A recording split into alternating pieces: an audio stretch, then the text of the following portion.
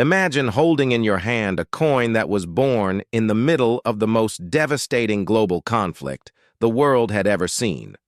A coin struck not from the usual copper, but from steel coated with zinc.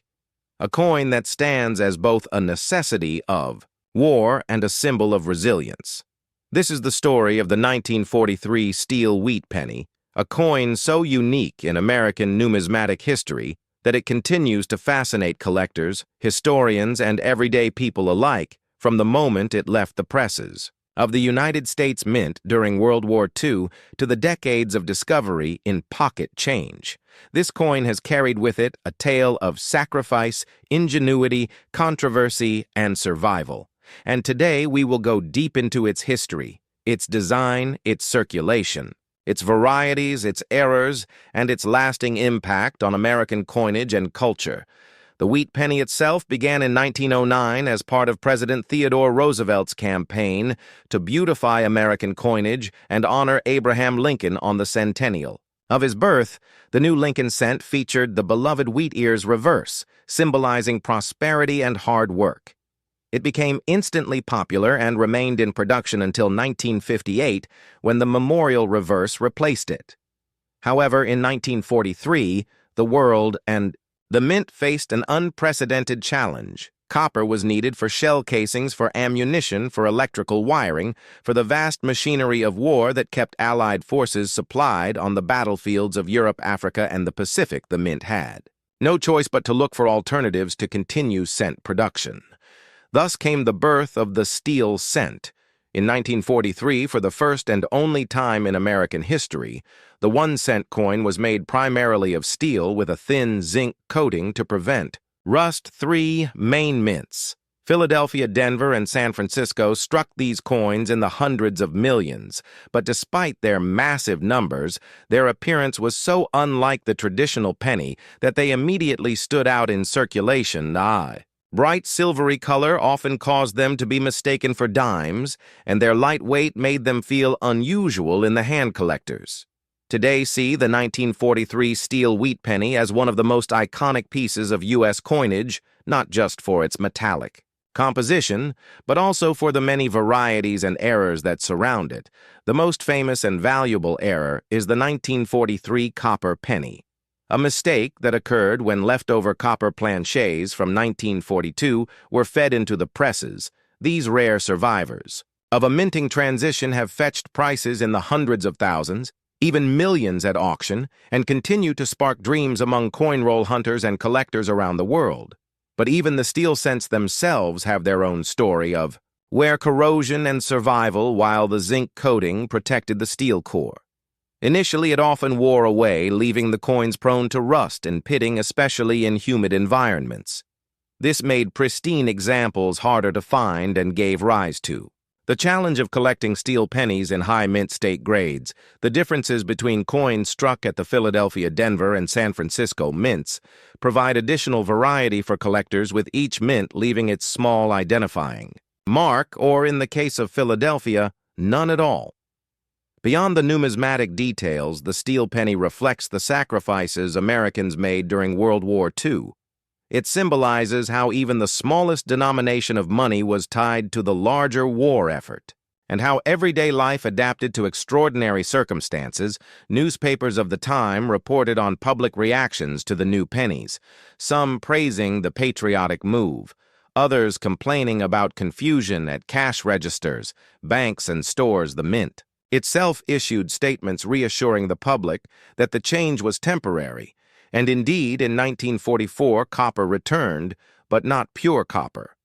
This time, the coins were made from salvaged shell casings, a poetic reminder of how money and war became linked. In the most literal sense, over the decades, the 1943 steel wheat penny has grown in legend. Stories of children in the 1950s searching through piles of change in hopes of spotting the shiny steel cents, stories of families keeping jars of them as curiosities, stories of collectors chasing after the elusive copper version as the holy grail of American cents. Television shows, magazines, and coin dealers all helped spread the fame of this coin, turning it into an icon in American numismatics. In the world of grading and value, The steel wheat penny presents many dimensions. A common circulated example may only be worth a few cents, but higher-grade uncirculated specimens, especially those with brilliant original luster, can command significant premiums. Mint State 65 or better coins, particularly those certified by professional grading services, can bring collectors hundreds of dollars. And when it comes to error, coins off-center strikes, doubled, dies wrong, planchet errors, and of course, the legendary copper strikes, the prices soar into the stratosphere. As we dive deeper into the history of this coin, we uncover the metallurgical decisions, the political discussions, and the wartime directives that gave birth to the 1943 steel cent. We explore the day-to-day experiences of Americans encountering the new coins. We trace their journey through circulation storage hoards and the modern collector market. We look at the technological challenges of producing steel planchets, at scale the methods of plating them with zinc, and the problems encountered when the coating wore down. We also consider the long-term influence this coin had on future minting experiments and the ongoing fascination with alternative metals. The story of the 1943 steel wheat penny is not merely about a piece of currency. It is about America itself in a time of sacrifice, innovation, and unity. It is about the intersection of war and money, industry and necessity, patriotism and daily life. It is about how a small coin in your pocket can tell a story that stretches across continents and generations. And by the end of this journey, you will see that this humble penny is not just a coin. It is a chapter of history frozen in steel. The year was 1945, a year that carried the weight of both victory and devastation, a year that marked the closing chapter of the Second World War and the beginning of a new global order. And yet, in the middle of this monumental year of history, the United States Mint quietly produced a coin that would become a piece of everyday life and also a marker of that era's spirit. The 1945 Lincoln wheat cent. This humble 1-cent piece, minted in Philadelphia, Denver, and San Francisco, was struck at a time when the United States stood at a crossroads between wartime sacrifice and peacetime rebuilding, and in every way the 1945 wheat penny tells a story of America's resilience, its economy, its culture, and its people. The obverse of the coin continued to feature the enduring profile of Abraham Lincoln, a design first introduced in 1909 by Victor David Brenner, to commemorate the 100th anniversary of Lincoln's birth, and by 1945, this portrait was more than just a likeness. It had become a national symbol, one that Americans looked upon daily in their pockets as they endured. Rationing, worked in factories, supported soldiers overseas, and prepared for life after the war. On the reverse, two simple wheat stalks framed the words, 1 cent United States of America, flanked by E pluribus unum, meaning out of many one. This design represented both simplicity and strength during an age when every ounce of copper, every moment of labor, and every resource had to be carefully allocated to support the war effort. But by 1945, something important had changed for the wheat cent for 3 years. From 1942 to 1944, the Mint had experimented with alternative metals for the penny because copper was needed for ammunition shell casings and other wartime materials. In 1943, the famous steel penny was struck, a coin with a zinc-coated steel core that looked silvery and unusual compared to the traditional bronze cent. By 1944, however, the Mint returned to a primarily copper-based composition, using recycled shell casings from military stockpiles, and so the 1945 wheat penny belongs to that period of wartime and post-wartime metallurgy. It is composed of 95% copper and 5% tin and zinc, though in reality, most 1945 cents were closer to being 95% copper and 5% zinc. Because tin supplies were extremely limited, this detail matters because collectors today can trace how the war not only changed the appearance of coins, but also their physical makeup. And when you hold a 1945 wheat cent, you are holding a coin whose copper may have once been a shell casing used on the battlefield, reminding us that even the smallest coin carried within it the echoes of global conflict, the mintage figures of the 1945. Penny also tell us a great deal about the time in Philadelphia. The main mint produced more than 1 billion of these coins, an enormous number that reflected both the booming American economy at the end of the war and the need for circulating currency. As millions of soldiers returned home and re-entered civilian life in Denver, the mint struck over 266 million coins, and in San Francisco more than 181 million. All told, the 1945 wheat cent is one of the most common wheat pennies of the era, yet despite its abundance, the coin is cherished by collectors not simply because of rarity, but because of context. It stands as a snapshot of a single pivotal year. The year the war ended, the year the atomic age began, the year millions around the world breathed both relief and uncertainty. It is a coin that connects pocket change to world history. When we examine the Philadelphia issue, we find that the absence of a mint mark on the coin does not diminish its historical value. It is the sheer volume of Philadelphia's production that shows us the industrial might of the United States. During that period, the Denver issue carries the familiar D beneath the date, reminding us of the Rocky Mountain Mint that had become a powerhouse of wartime coinage production, while the San Francisco S marked coins tie us to the West Coast and to a mint facility that had been crucial not just in making coins, but in supplying the Pacific theater economy with currency. If we step back and consider the artistic side of the 1945 wheat cent, we see Victor David Brenner's design still crisp, still emblematic of early 20th century ideals. Brenner's Lincoln was not just a portrait, but a statement about democracy, integrity, and leadership. His initials VDB had caused controversy in 1909 when they were first placed on the reverse and later removed.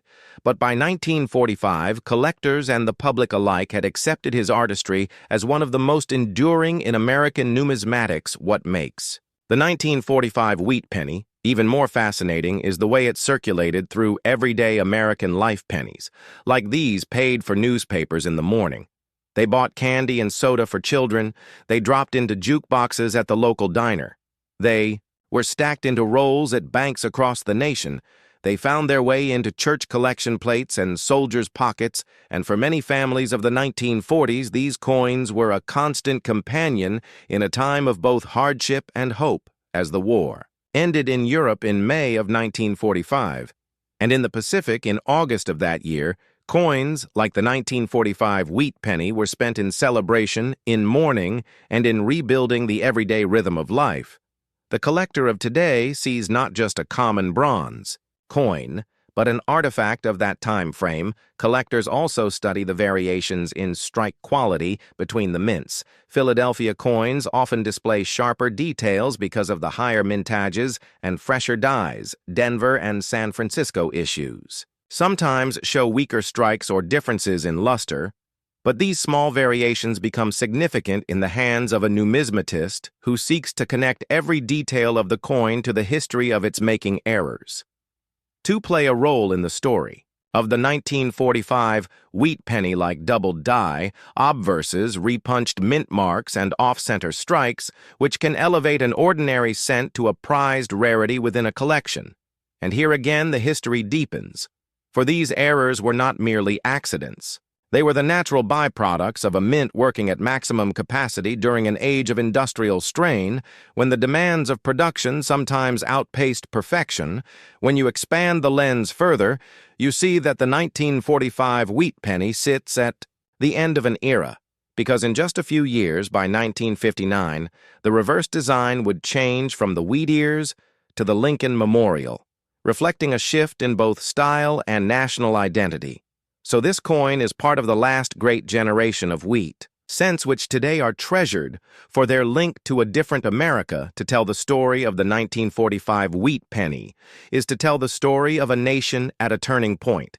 And that is why collectors, historians, and everyday enthusiasts alike continue to search for these coins in circulation in estate sales and in old family jars. They are reminders that history is not only written in textbooks or in monuments, but in the smallest everyday objects, objects that passed from hand to hand silently, recording the triumphs and tragedies of their time. The 1945 wheat penny is therefore more than a cent, more than copper, more than a design. It is a bridge between the hardships of war and the promise of peace, between the sacrifices of the greatest generation and the aspirations of those who came after it. Is a story you can hold between your fingers, a story of America at its most determined, most tested, and most triumphant. Imagine holding in your hand a small copper coin minted in 1953, a wheat penny, whose face value was just 1 cent, but whose story stretches across generations of American history, economic change, artistry in coin design, and the subtle mysteries of numismatics. This is not just a penny.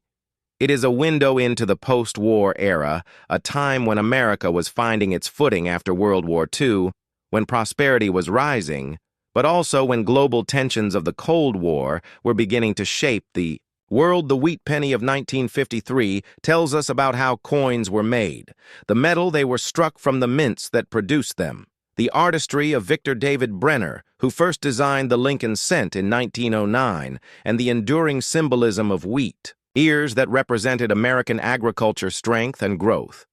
In those years, every coin in circulation carried a message far greater than its face value. The story of the 1953 wheat penny begins with its design. On the obverse, we find Abraham Lincoln, the beloved 16th president, immortalized on the cent since 1909.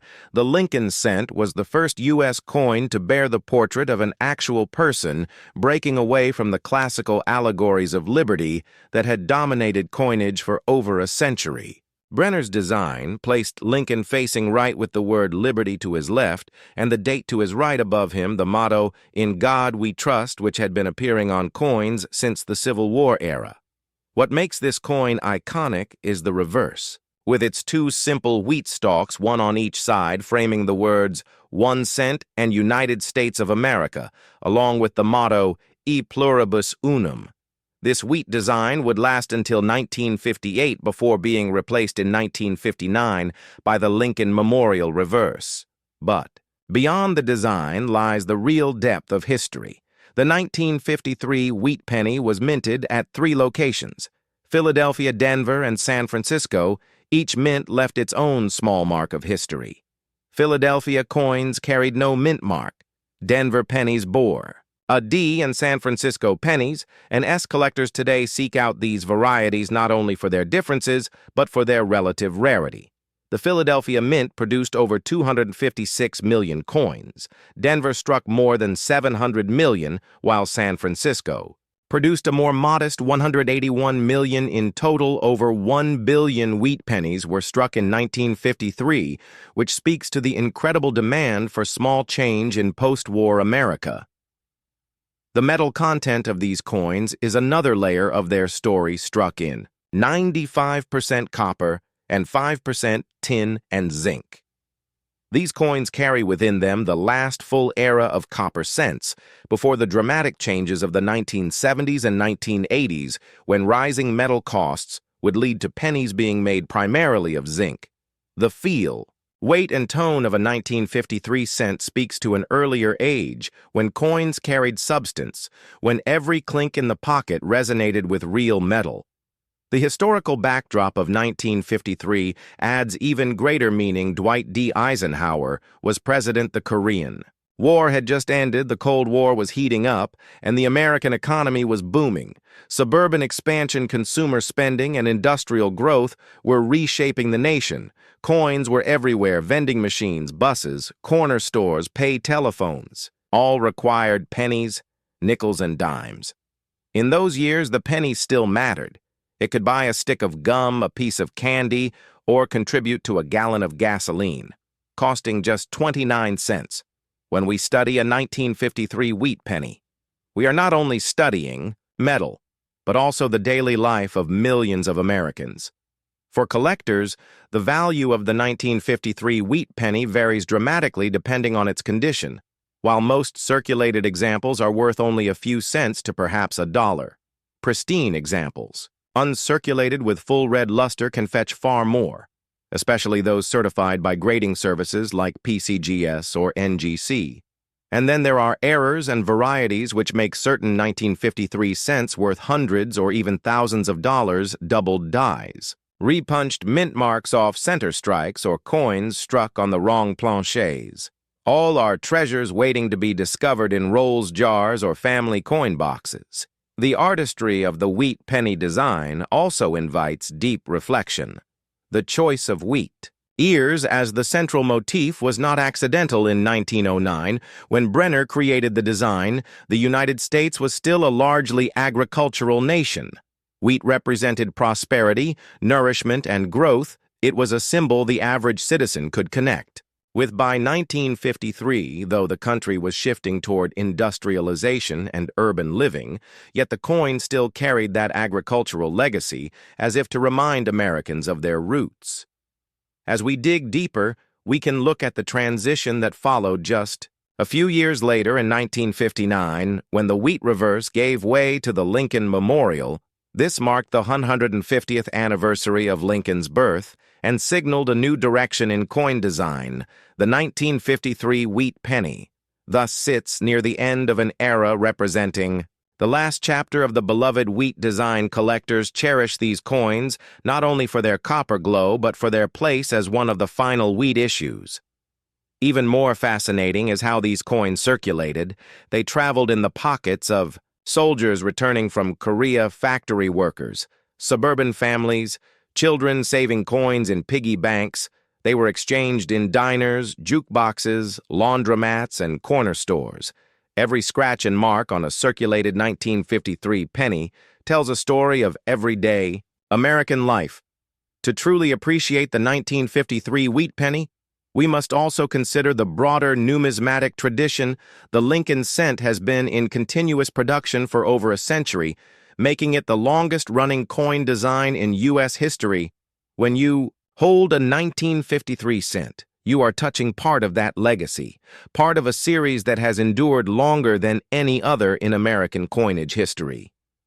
This little coin connects us to art, politics, economics, and the ordinary lives of people decades ago. It teaches us how to see coins not just as money, but as historical documents, tiny works of art and enduring artifacts of culture for the collector, for the historian, for the curious soul. The 1953 wheat penny is a treasure not for its rarity alone, but for the story it carries from the heart of mid-century America.